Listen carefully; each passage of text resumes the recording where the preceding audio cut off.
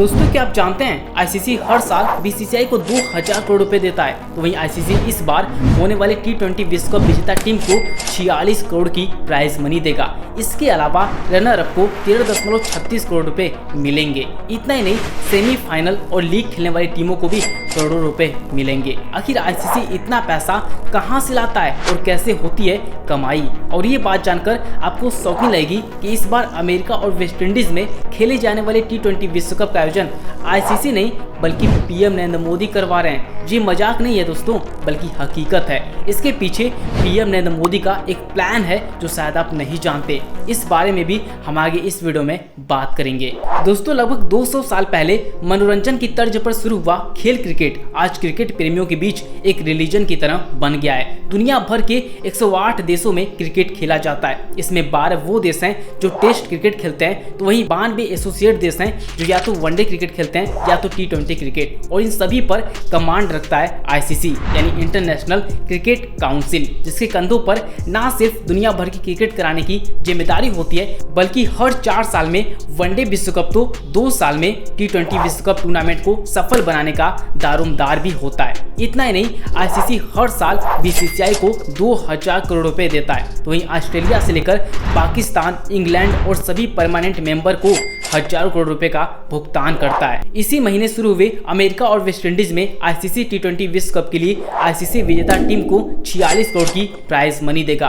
आखिर आईसीसी इतना पैसा कहां से लाता है, कौन देता है? ना तो इसे किसी देश की पॉलिटिकल पार्टी हैंडल करती है और ना ही कहीं से फंडिंग मिलती है, फिर भी कैसे करोड़ रुपए लगाकर इतने बड़े टूर्नामेंट को सफल बना देती है। आखिर कैसे होती है आईसीसी कमाई, आज की वीडियो में हम ये सब जानने की कोशिश करेंगे। और वीडियो के अंत में ये भी जानेंगे कि आखिर इस बार के T20 विश्व कप में देश के पीएम नरेंद्र मोदी का क्या रोल है, और आखिर क्यों 103 दिनों में बनी अमेरिका के पिच पर वर्ल्ड T20 कप जैसे बड़े मैचेस हो रहे हैं। तो चलिए दोस्तों इन सभी छुपे सवालों के जवाब जानते हैं। दोस्तों कहते हैं जो चीज हमें बनी नजर आती है वो देखने में तो आसान लगती है, लेकिन इसके पीछे की मेहनत कोई नहीं देखता।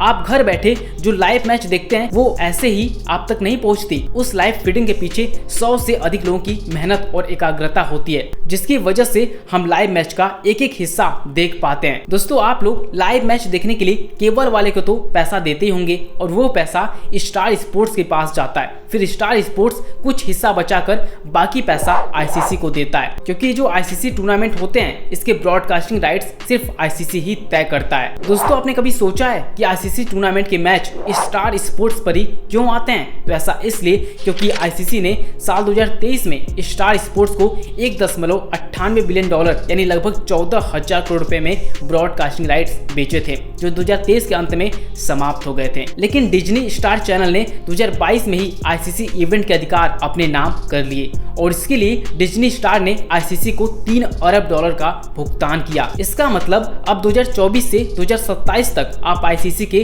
पुरुष और महिला क्रिकेट के सभी इवेंट स्टार स्पोर्ट्स पर देख सकेंगे। कुछ ऐसे ब्रॉडकास्टिंग राइट्स आईसीसी सभी देशों को बेचता है, जैसे आईसीसी ने 2025 तक अपने ब्रॉडकास्टिंग राइट्स पाकिस्तान में पीटीवीसी और टावर स्पोर्ट्स को बेचे हैं। कुछ इसी तरह आईसीसी ने बांग्लादेश में टीएसएम को ब्रॉडकास्टिंग राइट्स बेचे थे, जिसके अंतर्गत बांग्लादेश के लोग 2025 तक सभी आईसीसी इवेंट नागरिक टीवी और बांग्ला लिंक के जरिए लाइव मैच देख सकेंगे। आईसीसी T20 के मैच लगभग 150 देशों में लाइव स्ट्रीम होगा, और इन्हीं देशों में अपने ब्रॉडकास्टिंग राइट्स बेचकर आईसीसी मोटी कमाई करता है। दोस्तों आईसीसी के पास कमाई का दूसरा तरीका है स्पॉन्सरशिप। मौजूदा समय में आईसीसी के पास 1 दर्जन से भी अधिक स्पॉन्सरशिप कॉन्ट्रैक्ट हैं। इसमें Emirates, Aramco, Coca Cola, Indus bank, Fancraze, DP World और क्रिकेट फॉर गुड जैसे स्पॉन्सर पार्टनर हैं। आपने मैच के दौरान मैदान में क्रिकेट एम्पायरों को देखा होगा, जिनके टी शर्ट के पीछे एमिरेट्स लिखा होता है। दरअसल पिछले 15 सालों से भी अधिक समय से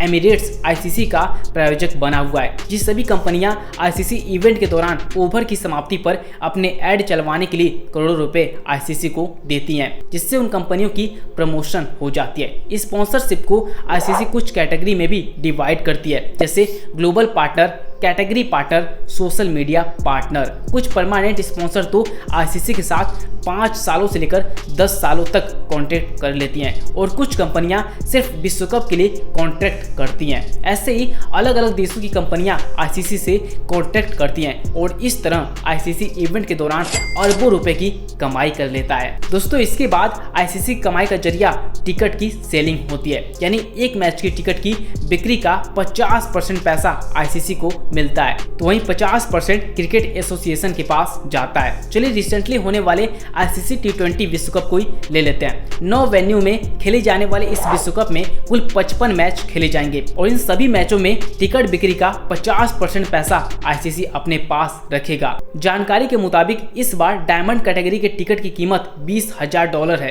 यानी 16.65 लाख रुपए। सबसे कम कीमत की टिकट $60 रखी गई है, तो वहीं भारत और पाकिस्तान मैच की सबसे कम कीमत की टिकट $300 रखी गई है। दोस्तों, एक अनुमान के मुताबिक आईसीसी पूरे टूर्नामेंट में सिर्फ टिकट बिक्री के जरिए लगभग 5 करोड़ रुपए की कमाई कर लेता है, क्योंकि पिछले साल वनडे विश्व कप में आईसीसी ने पूरे टूर्नामेंट से 2000 करोड़ रुपए कमाए थे।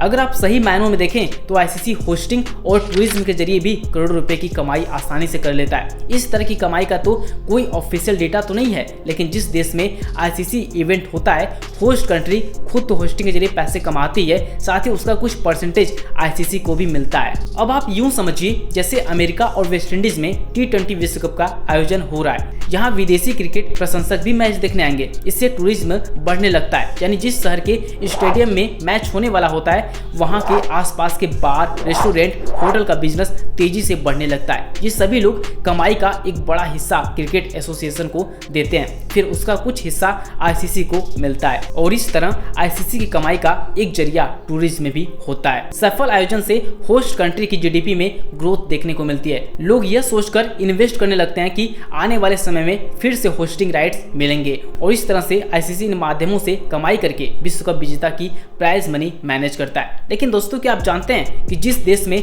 आईसीसी इवेंट होता है उससे पहले आईसीसी इंफ्रास्ट्रक्चर पर 1000 करोड़ रुपए खर्च करता है, यानी स्टेडियम की मरम्मत से लेकर उसके आसपास की रोड का निर्माण, सुरक्षा दृष्टि से होस्ट कंट्री की गवर्नमेंट को करोड़ रुपए देने होते हैं। इसके अलावा आईसीसी के पास जो सबसे बड़ी दिक्कत होती है वो होती है टैक्स इंजेक्शन। दोस्तों, विश्व कप के दौरान जिस देश में विश्व कप हो रहा होता है वो देश टैक्स इंजेक्शन देता है आईसीसी को। आप 2020 के T20 विश्व कप को भी देख लीजिए, ये पहले ऑस्ट्रेलिया में होस्ट होने वाला था, लेकिन कोविड की वजह से पहले से विश्व कप को पोस्टपोन किया गया, लेकिन फिर बीसीसीआई ने आईसीसी को इसे इंडिया में होस्ट कराने का प्रस्ताव रखा। बात तो बन गई, लेकिन तभी एक रिपोर्ट आई कि बीसीसीआई को 906 करोड़ रुपए का टैक्स भरना पड़ सकता है अगर सेंट्रल गवर्नमेंट पूरी तरह से टैक्स इंजेक्शन नहीं देती है आईसीसी विश्व कप होस्ट करने के लिए। तो इतना ही नहीं, अगर सरकार पार्शल टैक्स इंजेक्शन भी देती है तो भी बीसीसीआई को $2.27 बिलियन का नुकसान होगा। दोस्तों, मजेदार बात यह है कि भारत सरकार टैक्स के मामले में हमेशा स्लो ही रही है। याद कीजिए 2011 में जब भारत में ही आईसीसी वनडे विश्व कप होस्ट किया गया था तो तत्कालीन सरकार ने लास्ट मिनट तक टैक्स इंजेक्शन को अप्रूव नहीं किया था, फिर बाद में जैसे तैसे किया। साल 2016 में जब T20 विश्व कप का होस्ट किया गया तो नरेंद्र मोदी सरकार ने सिर्फ 10% ही आईसीसी को टैक्स इंजेक्शन दिया था। इस पूरे मामले में बीसीसीआई को ज्यादा नुकसान होता है। हालांकि हर देश का अपना एक टैक्स नियम होता है। इस बार अमेरिका और वेस्ट इंडीज में आईसीसी विश्व कप हो रहा है। अभी तक यहाँ की सरकारों ने कितने % टैक्स इंजेक्शन दिया है आईसीसी को इसकी आधिकारिक जानकारी नहीं मिली है, लेकिन टूर्नामेंट समाप्त होने के बाद शायद इसकी डेटा सार्वजनिक किया जाए। दोस्तों, आइए अब बात करते हैं असल मुद्दे की कि क्या इस बार का विश्व कप पीएम मोदी की पावर की वजह से यूएस में हो रहा है, क्योंकि आप सभी अच्छे से जानते हैं कि अमेरिका का शुरू से ही क्रिकेट से लगाव अधिक नहीं रहा है। ये बात अलग है कि उसकी टीम आईसीसी टूर्नामेंट में कभी कभी खेलती नजर आ जाती है। अमेरिका के युवाओं में क्रिकेट को लेकर दिलचस्पी शुरू से ही नहीं देखी गई है, लेकिन इस बार अमेरिका को होस्टिंग राइट्स मिले हैं। ऐसे में इसका कनेक्शन कुछ लोग पीएम मोदी से जुड़कर देख रहे हैं। ये कितना सही है, आइए समझते हैं। दरअसल आईसीसी का प्लान है कि क्रिकेट को 2028 के ओलंपिक में शामिल किया जाए। दूसरा रीजन है कि दुनिया में सबसे ज्यादा अच्छी इकोनॉमी अमेरिका की है। अगर ये इवेंट सफल होता है तो सबसे ज्यादा रेवेन्यू जनरेट होगा। धोनी और कोहली की पॉपुलैरिटी ने अमेरिका के युवाओं के अंदर क्रिकेट को लोकप्रिय बनाने का काम किया है। यही वजह कि भारतीय मूल के ज्यादातर लोग अमेरिका की क्रिकेट टीम में शामिल हैं। इसलिए दोस्तों 103 दिनों में बनी अमेरिका के पिच पर T20 वर्ल्ड कप जैसे मैच खेला जा रहा है। इस पिच की खासियत है कि ये काफी स्लो है, जिससे बॉलर को काफी मदद मिल रहा है। इसलिए तो इंडिया अपने पहले मुकाबले में आयरलैंड के खिलाफ 6 बॉलर के साथ उतरा था। वहीं अगर हम शिवम दुबे को भी जोड़ लें तो टोटल 7 बॉलर इंडिया की तरफ से खेले थे और अमेरिका के पिच पर अपना तहलका मचाया था। ये पिच इतनी खतरनाक थी कि आयरलैंड के बॉलर विराट कोहली जैसे बड़े बैट्समैन को 1 रन पर आउट कर दिए और आयरलैंड के बैट्समैन तो पिच पर टिक ही नहीं पा रहे थे और अर्शदीप बुमराह और पांड्या की आंधी ने आयरलैंड को 96 रन पर ही ऑल आउट कर दिया। तो दोस्तों आपको क्या लगता है इस बार T20 विश्व कप विजेता कौन सी टीम होगी? हमें कमेंट करके जरूर बताएं और इस वीडियो को अपने खास दोस्तों के साथ जरूर शेयर करें। मिलते हैं नेक्स्ट वीडियो में, तब तक के लिए आपका दिल से बहुत बहुत धन्यवाद।